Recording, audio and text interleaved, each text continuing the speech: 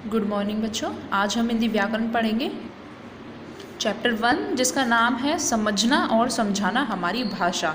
तो इस चैप्टर में हम पहले भाषा के बारे में पढ़ेंगे। बच्चों, भाषा होता क्या है पहले हम ये जानेंगे। बच्चों, भाषा वह साधन है जिसके द्वारा हम एक दूसरे की बात को समझते हैं और समझाते हैं।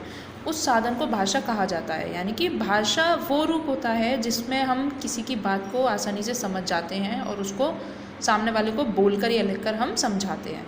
भाषा के दो रूप होते हैं, एक होता है मौखिक और दूसरा होता है लिखित। मौखिक भाषा जो होती है वो होती है जिसमें हम बोलकर अपनी बातों को बताते हैं, समझते हैं। कही गई बात को सुनना और समझना, किसी बात को बोलकर बताना या समझाना, ये आते हैं आपके मौखिक भाषा में। लिखित भाषा में होती है आपकी पढ़कर लिखी हुई बात को समझना या लिखकर अपनी बात को दूसरों को समझाना, जिसमें हम कुछ लिख कर करते हैं। तो ये दोनों आपके भाषा के रूप होते हैं। उसके बाद है लिपि। लिपि क्या होता है? लिपि, हमारे देश में कई भाषाएं बोली जाती हैं, जैसे मराठी, गुजराती, पंजाबी, तमिल, तेलुगु आदि।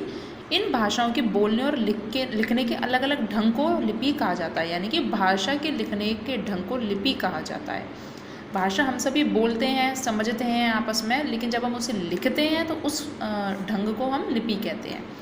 इसके लिए कुछ विशेष चिन्ह दिए हुए होते हैं। हर भाषा की अपनी एक लिपि होती है। हिंदी देवनागरी लिपि में लिखी जाती है, जबकि अंग्रेजी भाषा रोमन लिपि में लिखी जाती है। बच्चों, यहाँ पर आपको कुछ भाषा के नाम दिए हुए हैं, यहाँ उनके लिपि के नाम दिए हुए हैं। जैसे देखिए, हिंदी, संस्कृत, गुजराती, मराठी, नेपाली आपकी देवनागरी होती है, ये इनकी लिपि है। अंग्रेजी, फ्रेंच, स्पेनिश, जर्मन, रोमन लिपि होती है। उर्दू, अरबी होती है आपकी फारसी और अरबी। पंजाबी होती है आपकी गुरुमुखी, बांग्ला, कश्मीरी, पश्तो, अरबी। ये होती है हमारी भाषाएं और ये होती है हमारी लिपि। एक बार हम फिर से जानते हैं, अपनी भाषा दूसरे को समझाने और दूसरे की बात समझने का साधन भाषा है।